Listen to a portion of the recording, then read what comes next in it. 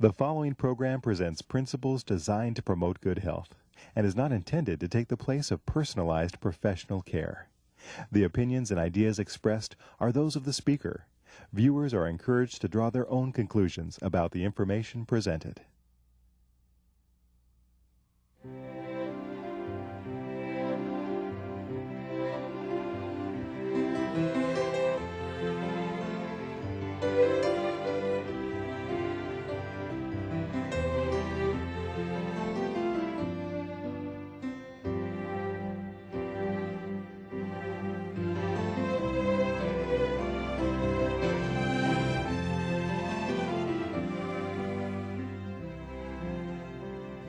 Hello and welcome to Health for a Lifetime.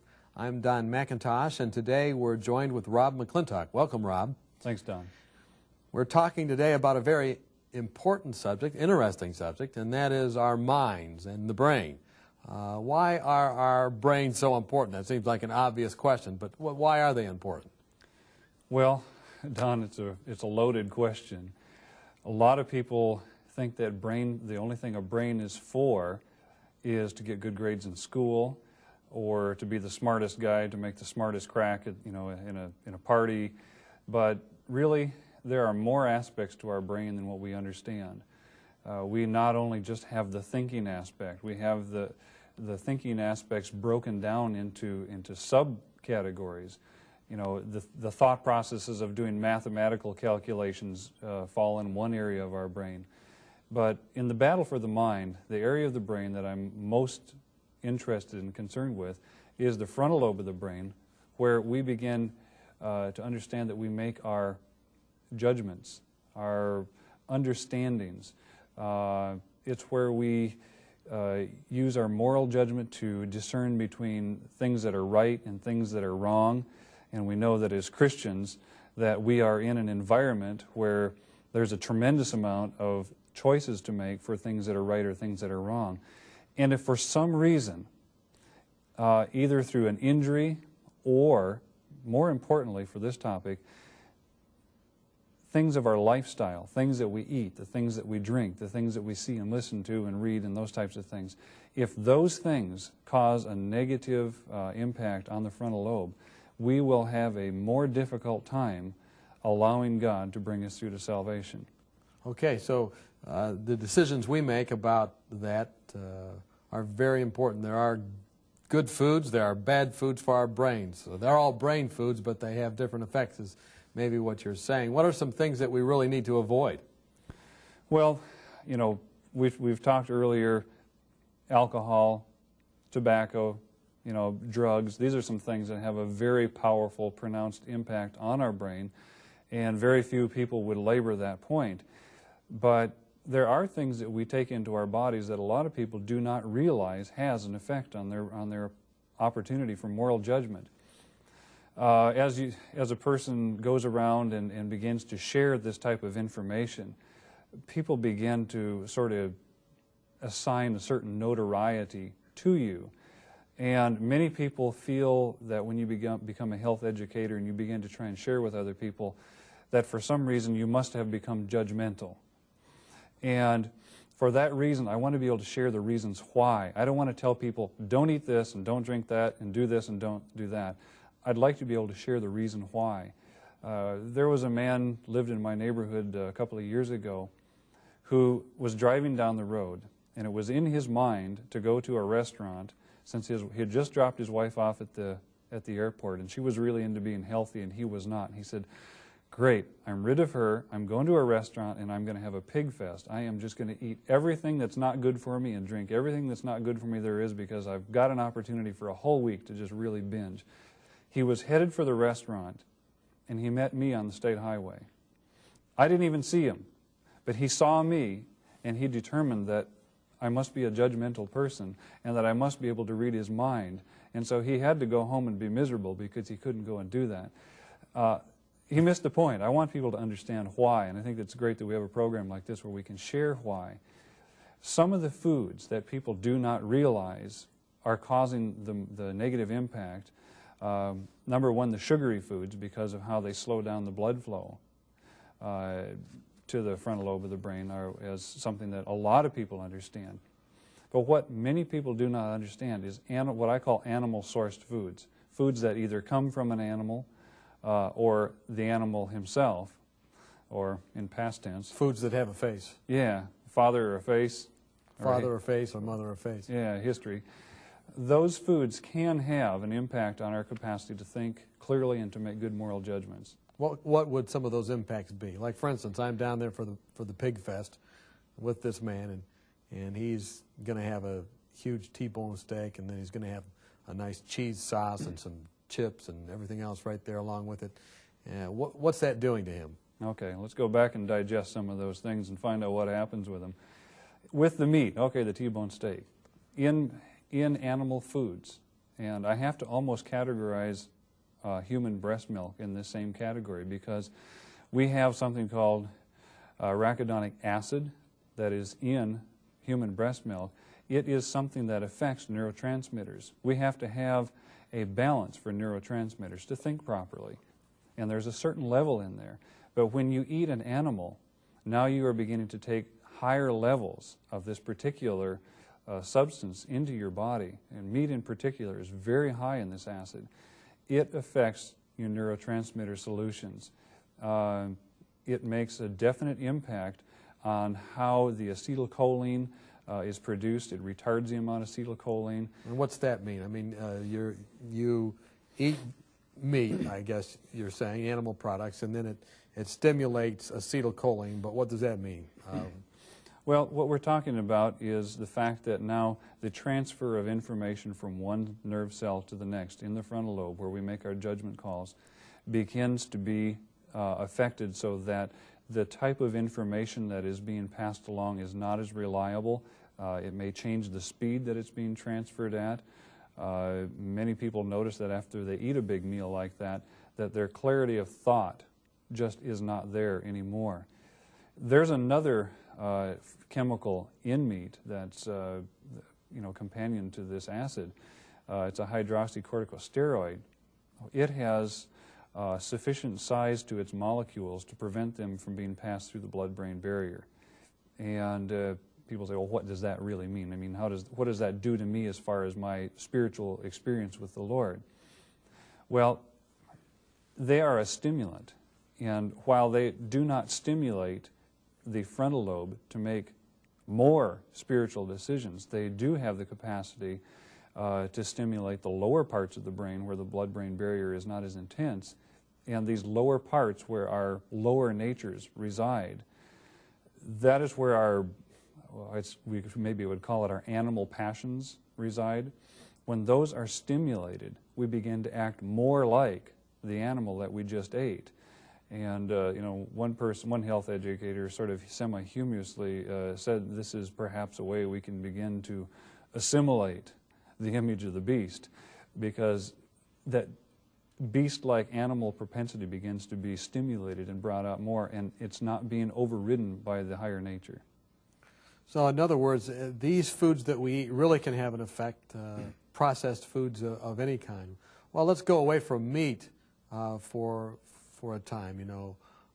When you say meat, I'm sure you mean red meat. You mean do you mean fish? What do you mean? Chicken? Would that all be categorized as meat then? Primarily, and I know that some people would argue that point, but as a classification, you're going to find these substances pretty much all the way through, higher and lower in the certain subcategories. The one that you mentioned before was the cheese. Now, sometimes I go to churches and I talk in these terms to the people in the churches, and you can talk about meat, but you're not supposed to talk about cheese. Well, I can see why. I think probably a lot of people like cheese. I grew up loving cheese. I grew up in Wisconsin. It was the dairy state, and I remember every time I come home from school, that was one of the first things I wanted to do was rush home, get in the refrigerator when Mom wasn't looking, and get a little piece of cheese before she caught me and run away. And what does it do to us? Does it?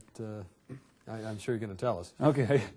Well, one of the things that concerns me is the fact that there are so many disease particles allowed to be in cheese. We're talking in terms of maybe the equivalent to the population of the earth and disease organisms in a pound of cheese, allowable by the federal government. That disturbs me a little bit from a standpoint of health. But for spiritual health, what does cheese do? Cheese contains a number of substances. One is called tryptamine and another one tyramine. And these, again, began to interfere with the neurotransmitters in the brain, and the neurotransmitters specifically in the frontal lobe. Tryptamine affects the brain similarly to LSD, although not in as large a quantity. You know, I just went downhill skiing the other day, and I was, trying to go down those black diamond runs and keep up with the teenagers. And as I was doing it, I happened to remember a man who used to work for me. One of his hobbies was to take LSD and then go downhill skiing on the black diamond runs. He said Sounds like a deadly combination to me. Yeah, he said it was a real challenge. He said because these little purple and green animals would be going across the moguls in front of him. He'd have to dodge through them. And he used to come home and tell me all these wild stories. And I said, hey, who needs it? I didn't want it, but yet we eat these things that actually affect our mind in the same way. Do you think most people even know that? I mean, do they realize those that may be eating these things? I think probably most people watching today are eating the very things you're talking about. Do they notice that? When is it that you notice that type of thing? How can you be so sure of that? Well, one of the things that happens to people, they say, I eat it, it's never happened to me. Well, when you go into a induced state that's different than you normally should be mentally, you're not aware of it. If you're semi-drugged and slowed down, you don't really recognize it. If you're very slowly lifted up, you don't really recognize it. The person who really recognizes is the guy who drinks 13 cups of coffee at once and says, oh, I'm buzzed. But typically we would not recognize these things happening to us. When you can't think, you don't know you can't think. That's a good point. We're talking to Dr. Rob McClintock, and you have shared with us some things that I think maybe have stepped on a few toes, but I don't think you're through yet. I think there's some other things you're going to share with us. When we come back, you're going to be talking about television, and you're going to be talking about music. I mean, I can't think of some more emotionally charged things. So when we come back, we'll continue this discussion, and we'll focus on how television and music can affect the frontal lobe.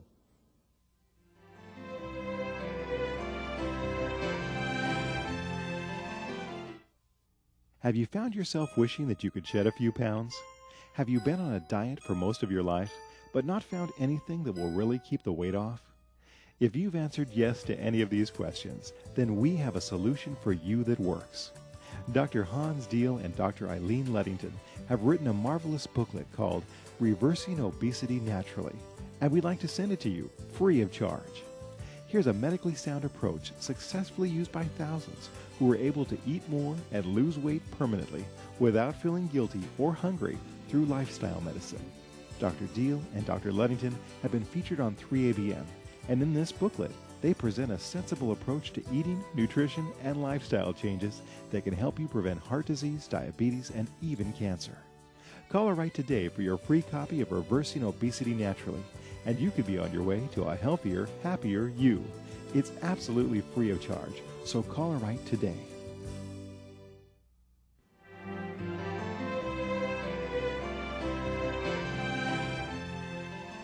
Welcome back. We've been talking with Rob McClintock about our minds and our frontal lobes, our brains, what we can do to make them healthier, what we can avoid so they won't be healthy.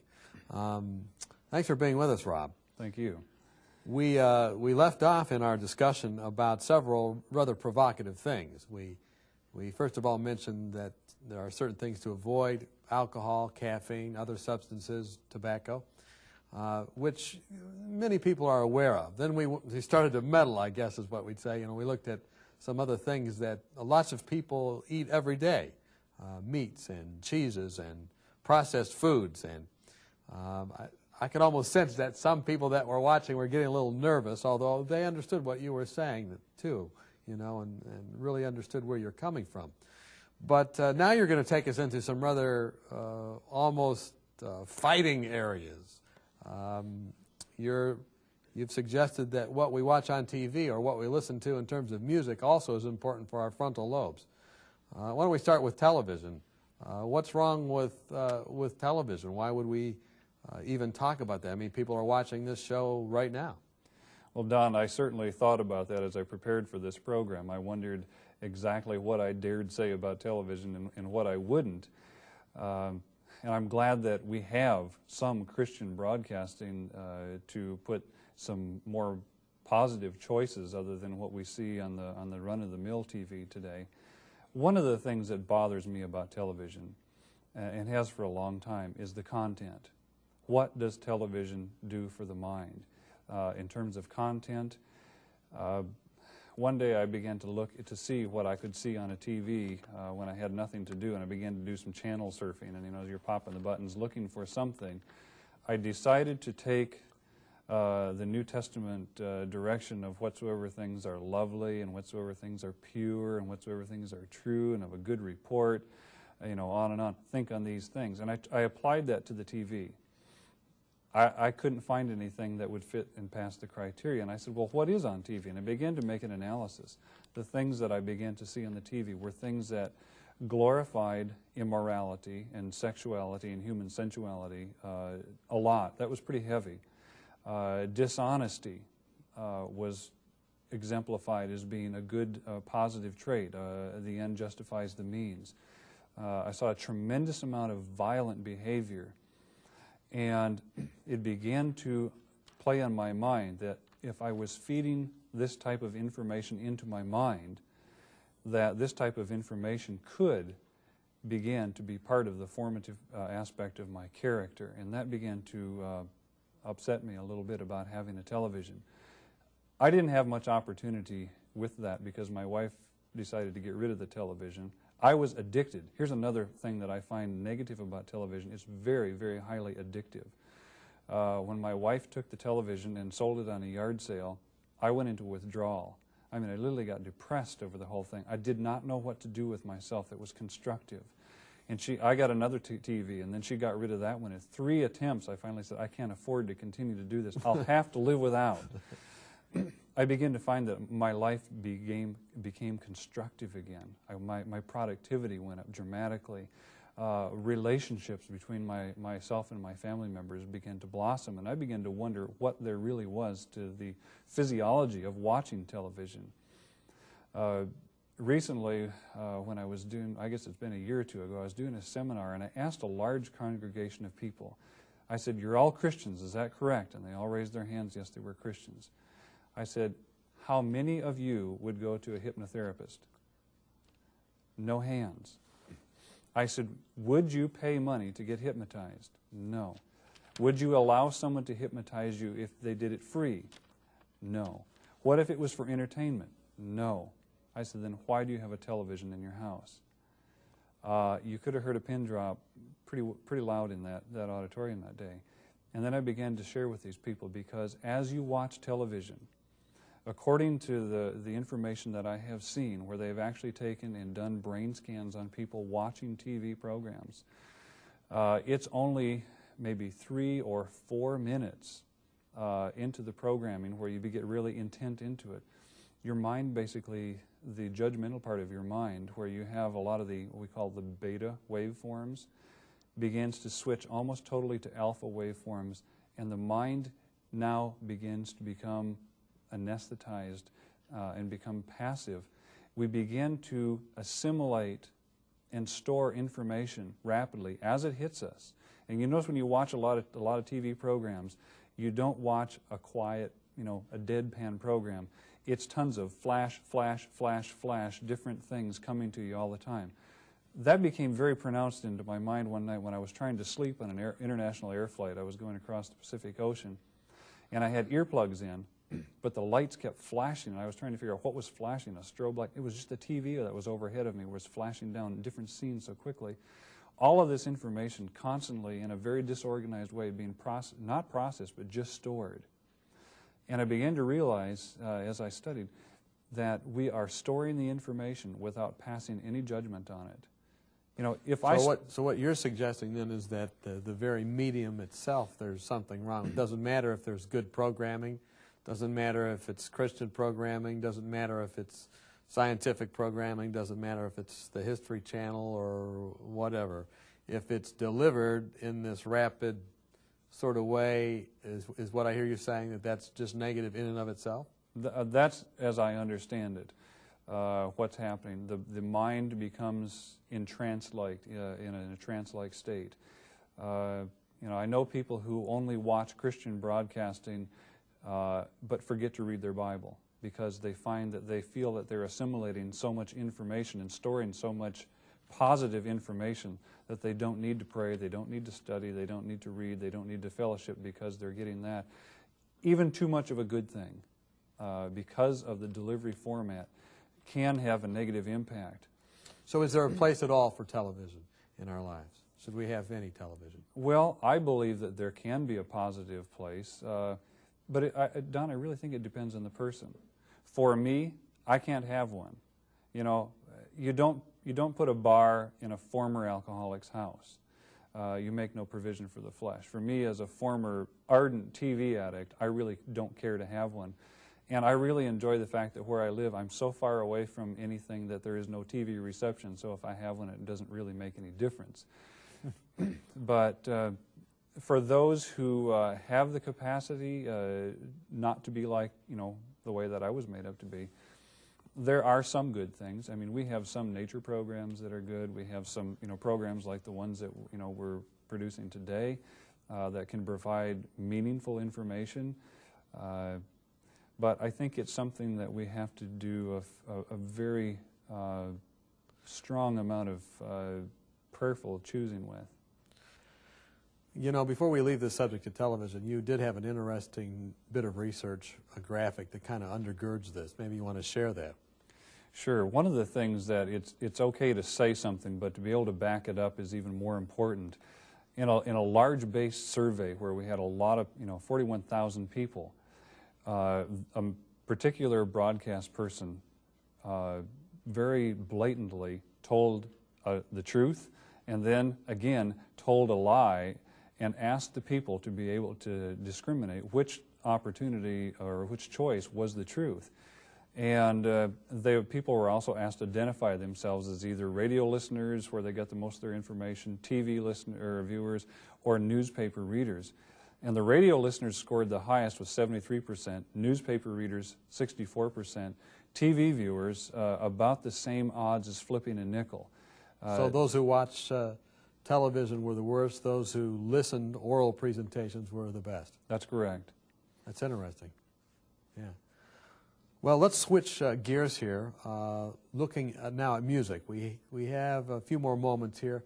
You have two teenage daughters, and I'm sure they have music taste and different things, just like anybody else. But what about the subject of music? Are there good music? Is there good music? Is there bad music for our frontal lobes? Well, music can be very, very much like TV in the fact that you have a rapid transfer of information. And you have a tremendous amount of music pieces. Music is not just music. We think it flows, but it's actually an assembly of different parts of information, and each one of these is a stimulus to the brain and to the mind. And you mentioned taste. My teenage daughters, we still have this little dialogue about whether Dad has a different taste and if it's all just taste or if there actually is something right or wrong about music. We know that music can be hypnotic. You go to the Mideast or to India and you watch the snake charmers. I mean, these guys have learned an art out of being somewhat hypnotic with the type of music. How it really got to me personally as I relate to music, I was into the acid rock, the heavy metal years ago. That's all. I couldn't live without it. I was addicted. And I began to become a Christian. The Lord began to reveal Himself to me. He began to reveal that I was lost and that I needed Him and that I needed to repent and become renewed. And so I began to pray and study a lot. And then at work, I would listen to this trashy music all day long. And the Holy Spirit began to reveal to me that there was a battle in my mind. And the Lord said to me, if you're going to be praying and studying, it's incompatible with what you're feeding your mind the rest of the part of the day. And I struggled with that. So then I went to regular rock and roll music, the top 40 type thing.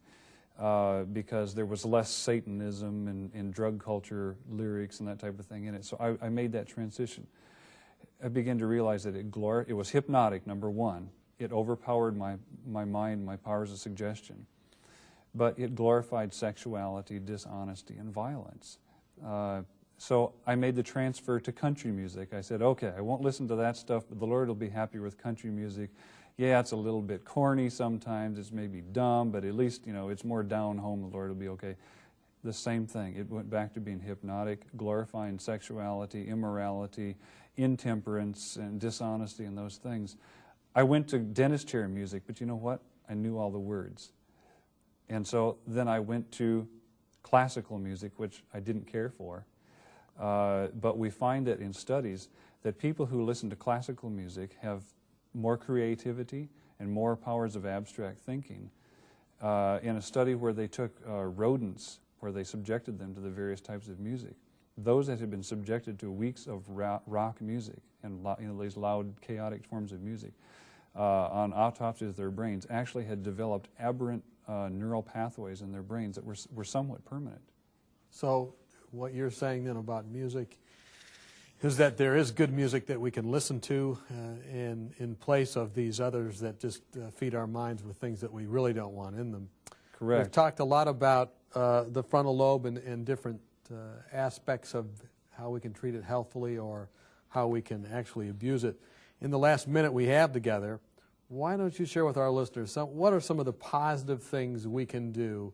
Let's say we've been in cheese, meat, alcohol, tobacco, everything we've talked about, and we're coming out. What should we do that can, I don't know if I should say it, reprogram or make our frontal lobes healthier? Well, Don, I believe that in redemption we have an aspect of regeneration and recreation. And I believe that as we are making more positive choices, that we should believe that God creates us new creatures. You know, David in Psalm 51 said, "Create in me a clean heart." And I believe that we are going to be renewed by making positive choices in faith. So renewing our mind, making decisions, asking the Lord to lead us in these decisions.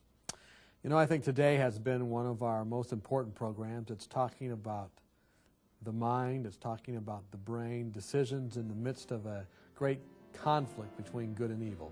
We hope that today's program will bring you health for a lifetime.